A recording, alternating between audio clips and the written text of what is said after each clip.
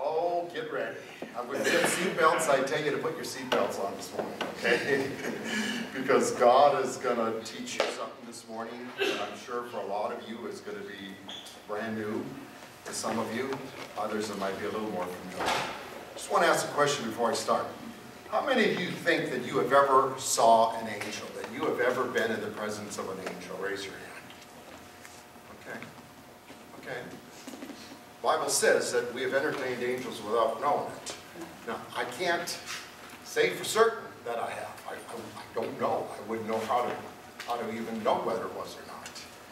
How many of you think you've been in the presence of a demon through someone possessed by a demon? Raise your hand.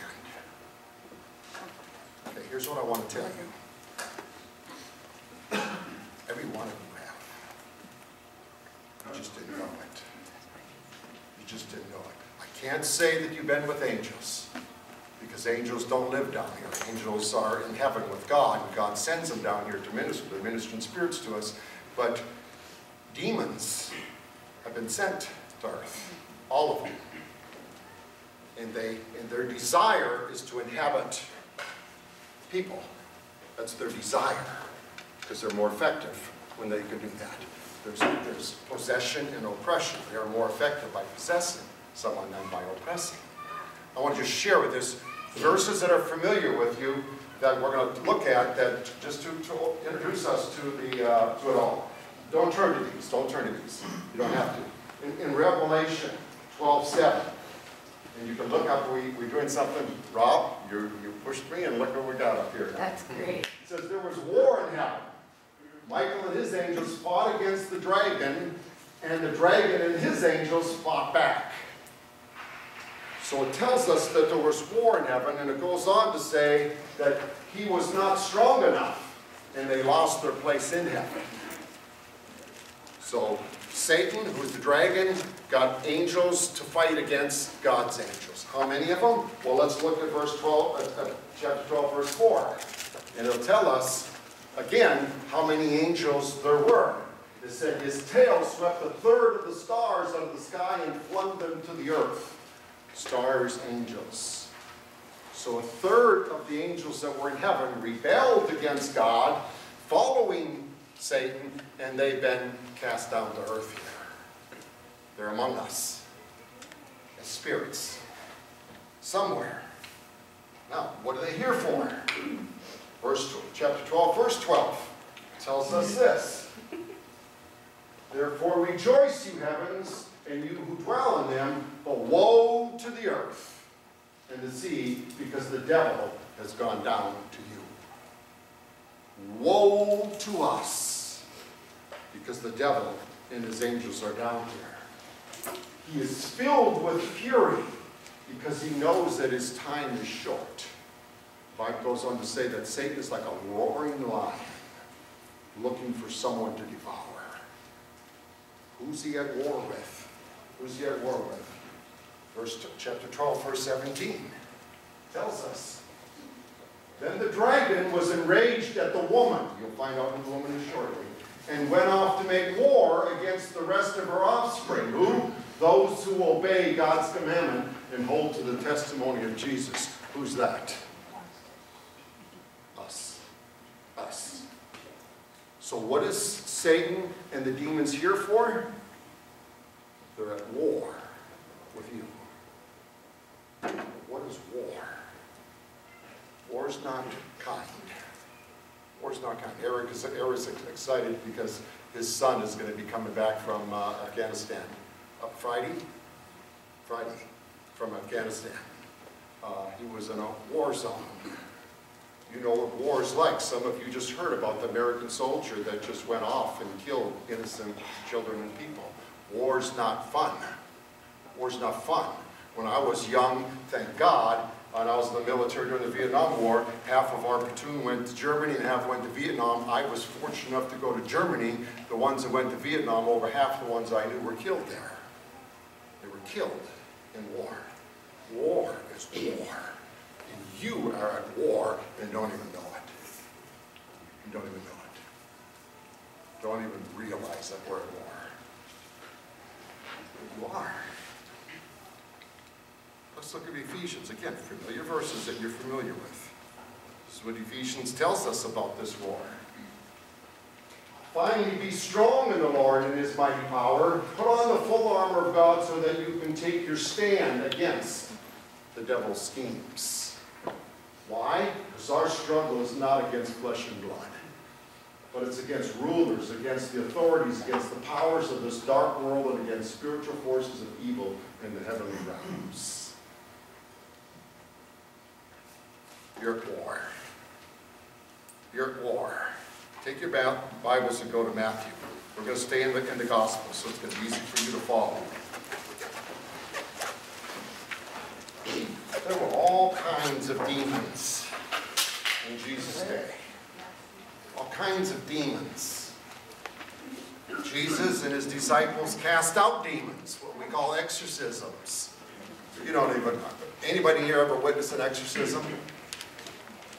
Nobody. One person that's witnessed an exorcism. But it happened all the time in Jesus' day. Doesn't happen today. Miracles happened all the time in Jesus' day. Doesn't hardly happen today. It's kind of been oppressed. Should it be oppressed? Should there be more miracles going on today? I think so. The power of God says you don't have a spirit of timidity, you have a spirit of power. You have power in you. You have Jesus living inside of you.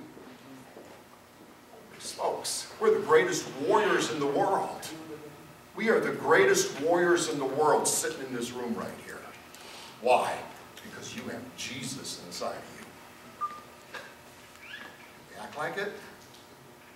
Do we act like it? I'm not sure. So I'm going to teach you something here this morning to start with about demons. How do you know a demon? How do you know a demon when you see one? We're going to look at some scriptures here, quite a few of them here. Go to chapter 9 of Matthew. We're going to do a study here this morning, okay? So I hope you like Bible study, because you're going to have a study here this morning, okay? Matthew chapter 9, start with verse 27. As Jesus went from there, 2 blind men followed him, crying out, "Have mercy on us, son of David." When he had gone indoors, the blind men came to him, and he asked them, "Do you believe that I am able to do this?" "Yes, Lord," they replied. Then he touched their eyes and said, "According to your faith it will be done to you," and their sight was restored. Jesus warned them sternly, "See that no one knows about this," but they went out and spread the news anyway. He told them sternly, "Don't tell anybody." But they were so excited about receiving their sight, they went on. 2 blind people. Jesus healed them. Nothing to do with demons. Now, look at the next one, verse 32. While they were going out, a man who was demon-possessed and could not talk. Because the demon was in him, he was unable to talk. Mute, was brought to Jesus. And when the demon was driven out, the man who had been mute spoke. The crowd was amazed and said, "Nothing like this has ever been seen in Israel." Does that mean now that if someone can speak, they're demon-possessed? Look at this. Now, go over to chapter 12. Go over to chapter 12, verse 22. Remember Jesus, the 2 blind men that Jesus healed? Nothing to do with demons. They were blind and he healed them. Now look at verse 22. Then they brought him a demon-possessed man who was blind and mute. And Jesus healed him so that he could both talk and see. And all the people were astonished and said, "Could this be the son of David?" Healed 2 people that were blind, nothing to do with demons. Another man, blind, demon-possessed. Now, I'm going to give you some hard stuff here that's hard to understand, okay? How are you going to know when you come up against someone that's demon-possessed? Because some were and some weren't. And I'm convinced there's so many people that are demon-possessed in the world today. So many of them that are demon-possessed. You've met many of them. Didn't know it, but you met them. You've met them that are demon-possessed. It's that kind of a world out there. Now it's easy just to Satan loves 2 things. He loves 2 things. He loves when we just ignore him and say there's no such thing. And he loves it when you think there's a demon behind every bush. Because nobody pays attention to you. It's that in-between where he doesn't want us. He doesn't want you there. He doesn't want you to be aware that he's out there. He doesn't want that. He doesn't want that. He'd rather you that's why he doesn't show himself more than what he does. He'd rather you be unaware, because then he can oppress you way more. Way more. And we'll get into that. Now I'll go to Matthew chapter 4. Matthew chapter 4, verse 23. Tells us this.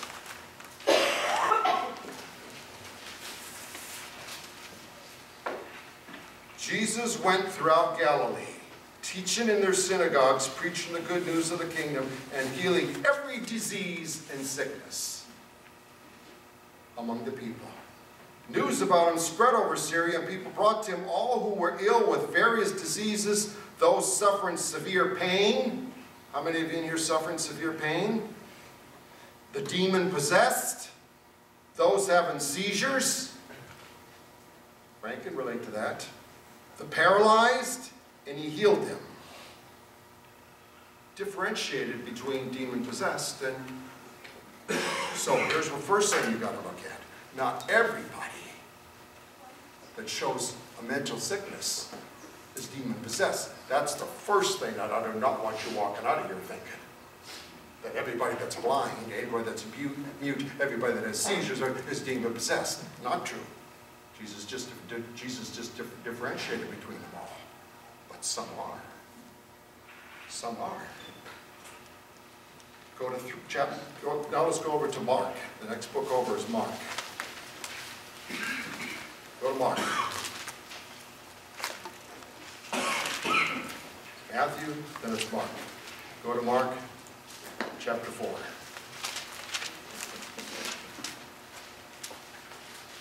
Or Mark chapter 3, I'm sorry. The demons recognized Jesus. The demons recognized Jesus, knew who Jesus was. Why did they recognize Jesus? Anybody know why? Because they were in heaven with him. They were in heaven with him. They knew Jesus. They knew who he was. Nobody else knew who Jesus was yet, but they did. That's why he kept telling them, don't be quiet, don't tell anything, because I don't want anybody to know yet that who I am yet. Mark chapter 3, verse 10 says this.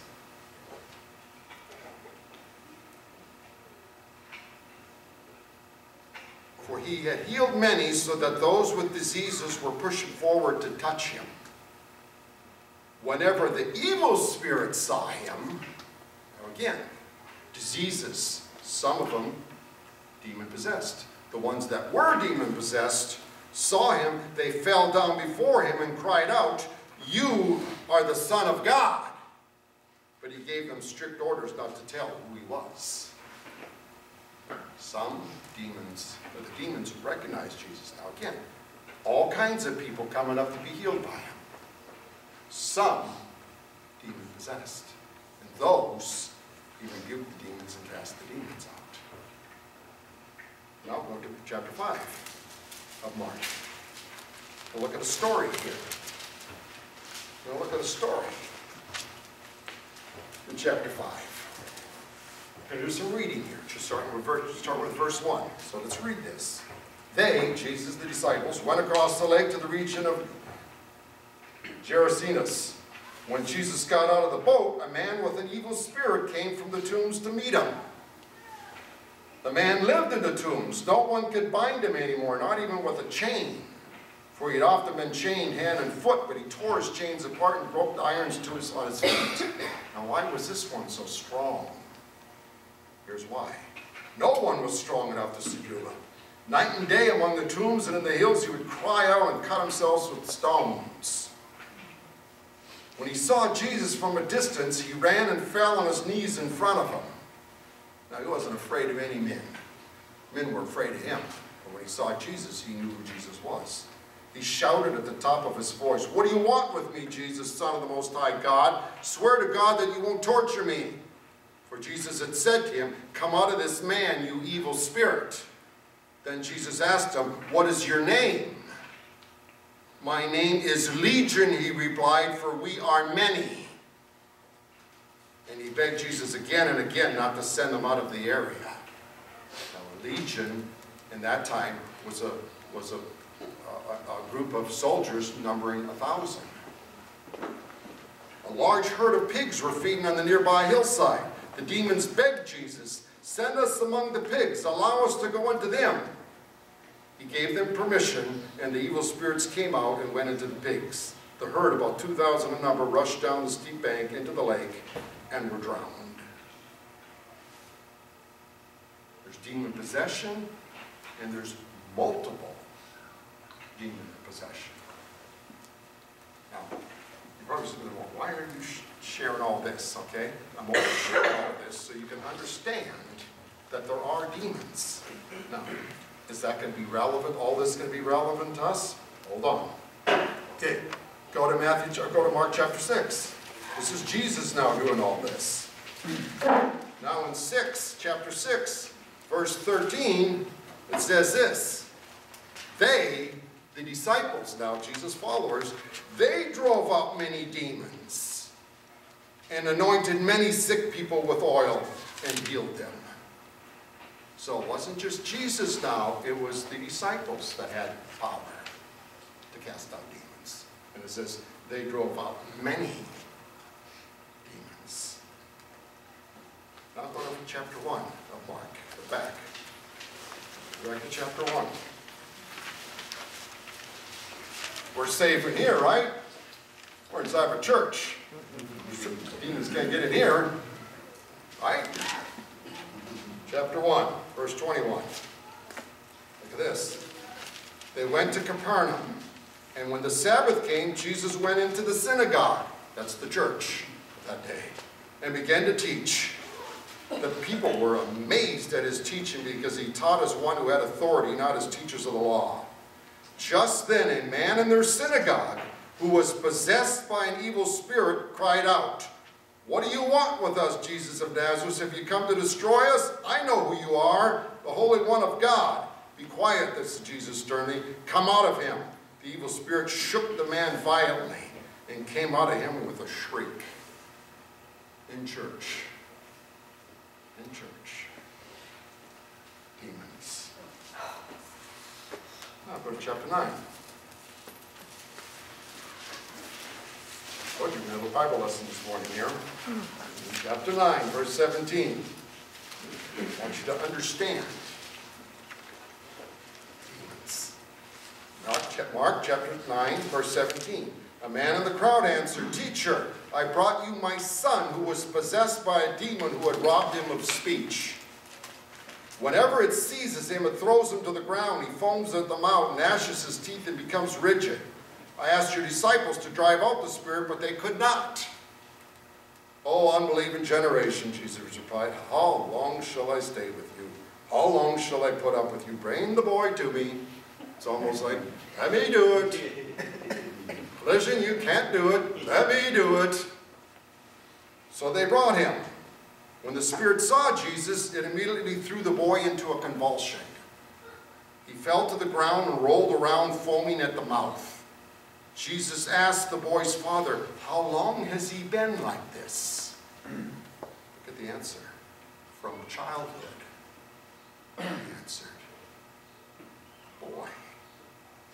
A little boy possessed by a demon. It has often thrown him into the fire or water to kill him.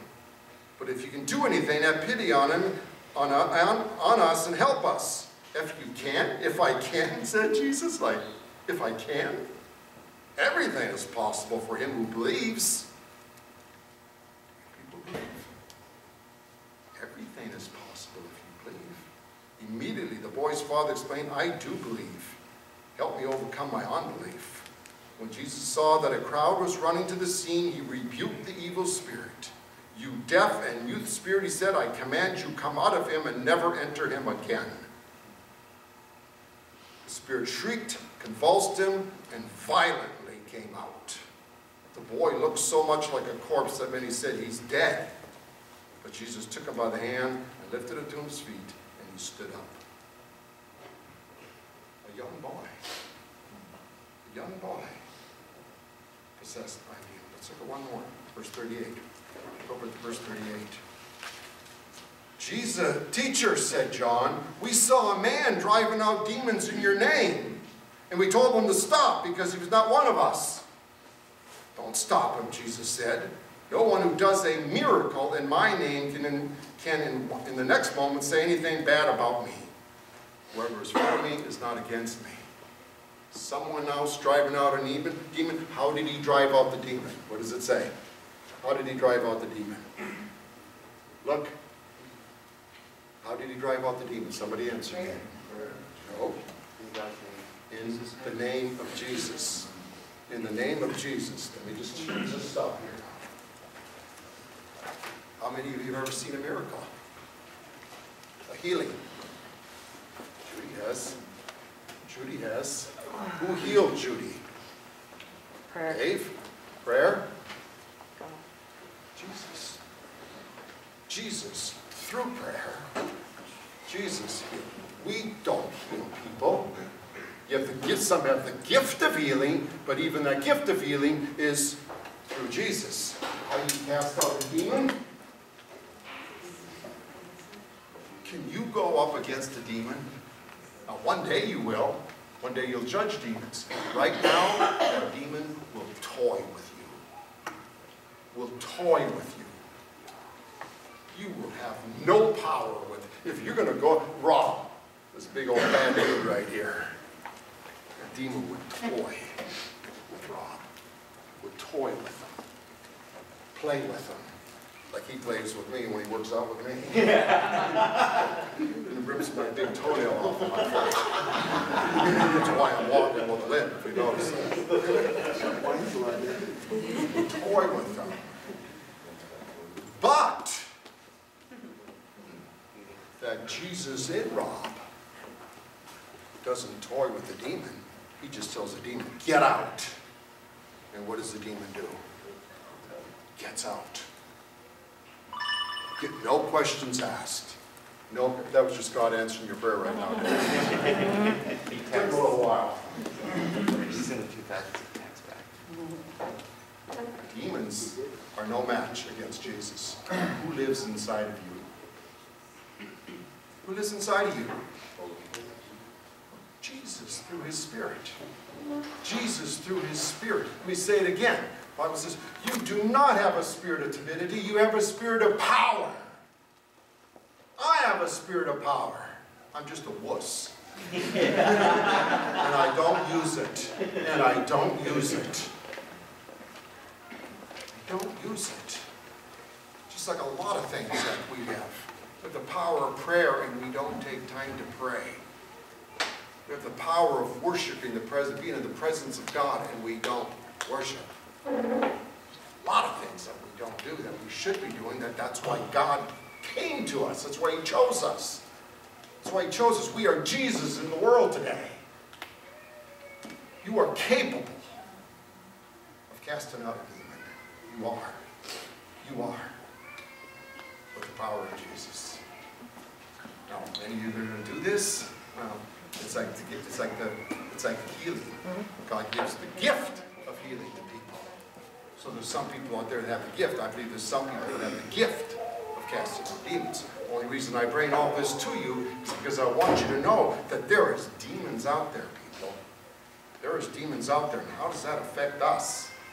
How does that affect us? Well, we're going to look at this. We're going to look at this. Before we do, I'm going to give one warning here for those of you that are considering doing this. And I'm going to share a story with you after this. Chapter 12 of Matthew, verse 43. Gives us a warning about doing this, okay? And this is why I believe that God, I believe those that are capable of casting out demons, those that should cast out demons, are those that are evangelists. Those that are evangelists, those that, like Devin back there, shares his faith. Shares his faith, cares about people that don't know Jesus, and shares his faith willingly. That's the one. Here's why. Verse 43.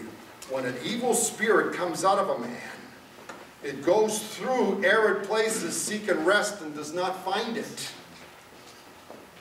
Then he says, I will return to the house I left. When it arrives, it finds the house unoccupied, swept clean, and put in order. Then it goes and takes with it 7 other spirits more wicked than itself, and they go in and live there. And the final condition of that man is worse than the first.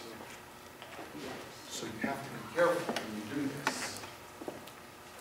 Wherever you cast out a demon needs to be replaced with Jesus, or the demons just come back. I'm going to share a story with you that I've shared before with you, but just real quickly. I've been, in my ministry throughout the days, I've been in a mist of people that were demon-possessed, obviously demon-possessed to me.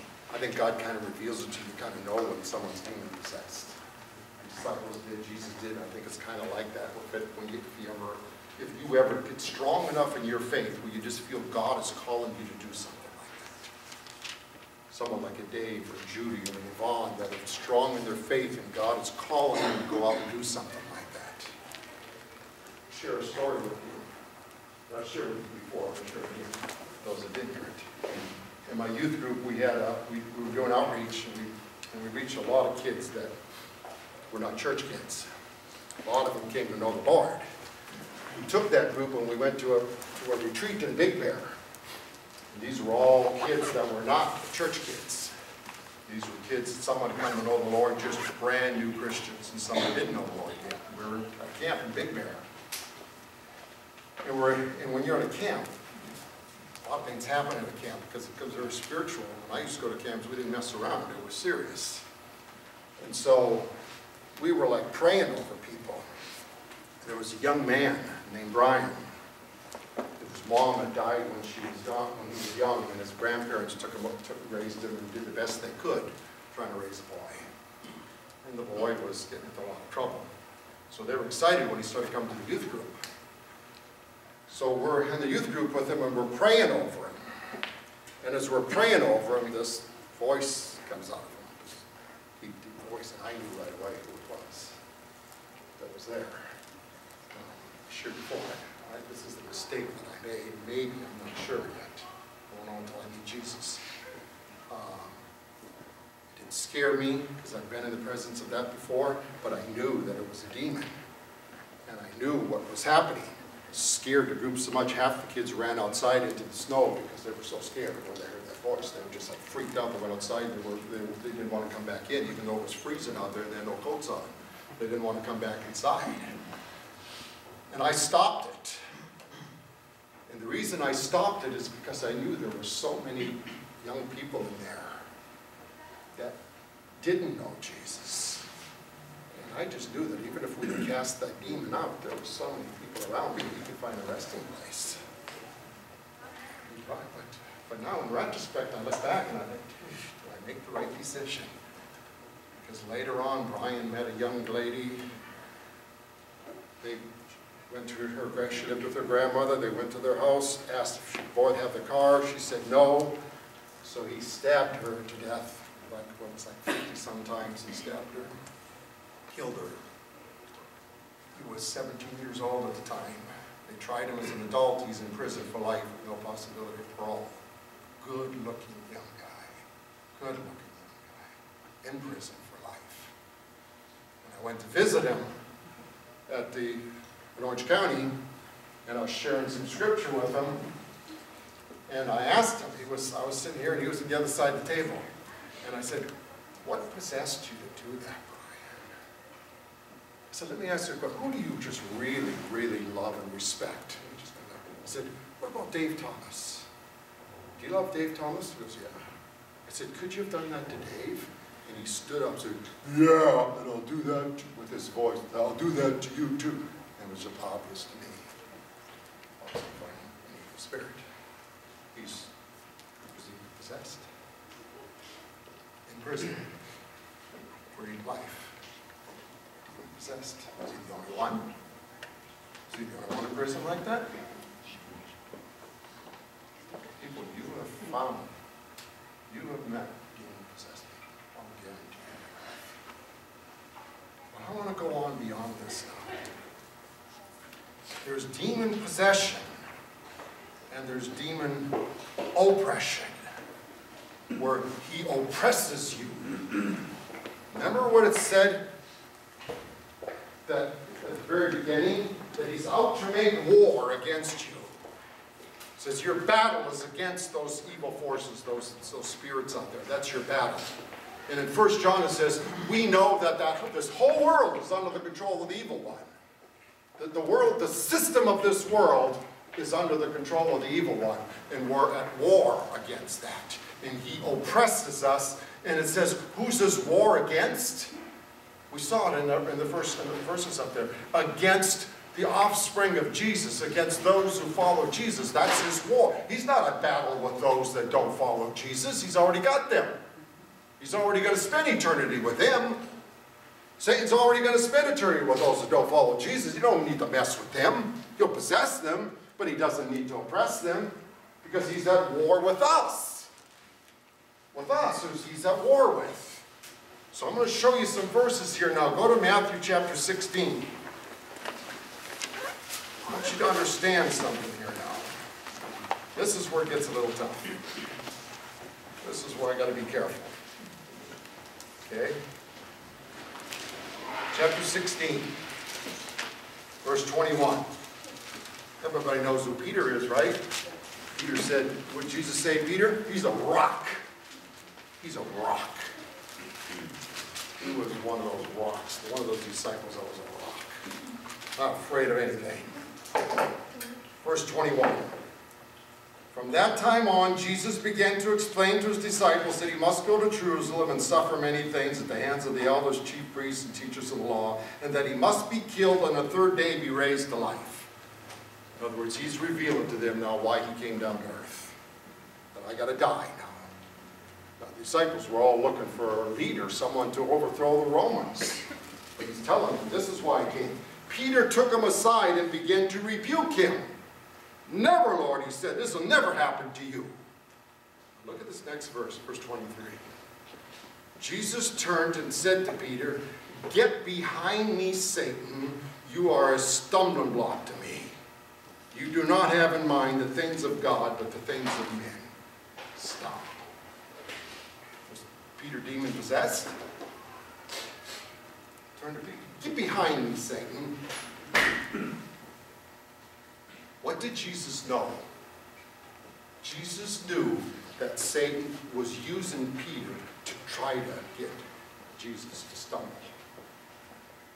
That's what it was. And Jesus recognized that. Recognized that that's evil. That's evil forces trying to do that. Peter was not demon possessed. But Peter was being used by evil forces to try and convince Jesus not to do it. Was Peter a bad guy? Of course not. So, or the disciple. How would you like to be a disciple, known as one of the 12 disciples of Jesus? Yes. Yes. He was just being used, and we're going to come back to that. Now, go over to John chapter 6. I want you to see this, so I'm going to have to take time for you to turn over. There's Peter being, but there was another disciple named Judas, who also was used by the evil spirits to influence Jesus. But his was very different. Very different. John chapter 6, verse 70. Jesus is with his disciples now. This is the end of his ministry. And Jesus replied, have I not chosen you 12? Chose 12 disciples to follow him. They walked with him every day. Yet one of you is a devil.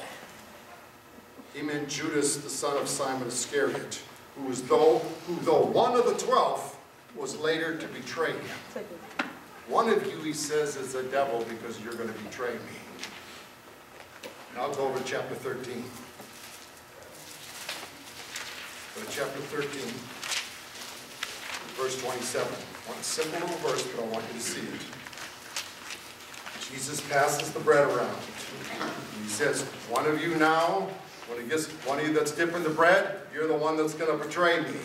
Verse 27. As soon as Judas took the bread, what? Satan entered him.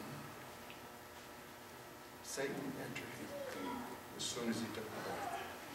One disciple possessed, another disciple oppressed, used by the evil one to try and kill the kingdom. Be careful with this one. Well, many of you possibly in bed, getting ready to get up and go to church, and the other loved one says, let's just stay home. Let's just stay in bed. Look outside. Let's just stay in bed. Now, let me ask you this. Do those evil forces want you here or in bed? Do they want you hearing this? They want you in bed. Like Peter, they could use a loved one to try and convince you to stay in bed. Does that mean they're demon-possessed? Does that mean they follow? No. You have been used like that. I'll guarantee you everybody in here has been used like that. I have. I know I have. I know I've caused people to make bad decisions at times in my life. I can sit there and say, well, that was me. That was me. But, knowing what I know now, and knowing that Satan and his demons are at war against us, now I know where some of that comes from. Some of that comes from those evil forces that are at war with me would love to keep me in bed. I'm going to go back to, you don't turn to this. I'm going to go back to Ephesians. Ephesians, we've done this already. It tells us how to take on Satan through the armor of God. It tells us to put on the armor so that you can stand against Satan. It says to put on the belt of truth. You know, you've got to know the truth. It says to put on the breastplate of righteousness. You've got to know that you're right with God. When God looks at you, he sees you white as snow. Your shoes got to be fit with the red heads of gospel. You got to be sharing your faith. That makes you stronger against the evil one when you share your faith. You got to take up the shield of faith, believing, having no doubt. You got to have the helmet of salvation, knowing that you're saved and you're going to heaven, knowing that you're going to heaven, and then the sword of the Spirit, which is this, your offensive weapon. And then it says this. And pray in the Spirit on all occasions. I want to stop here now. Remember when I said, how do we worship? How do you worship? You worship in the Spirit. Remember when I taught that a few weeks ago?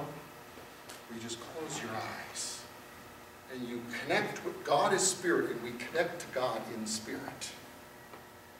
Our prayer needs to be like that. Our prayer needs to be like that. The same way you worship is the way, this really hit me. My prayer life sucks. Okay? I'll be honest with you, it just sucks. I talk to God all the time, but I don't do this.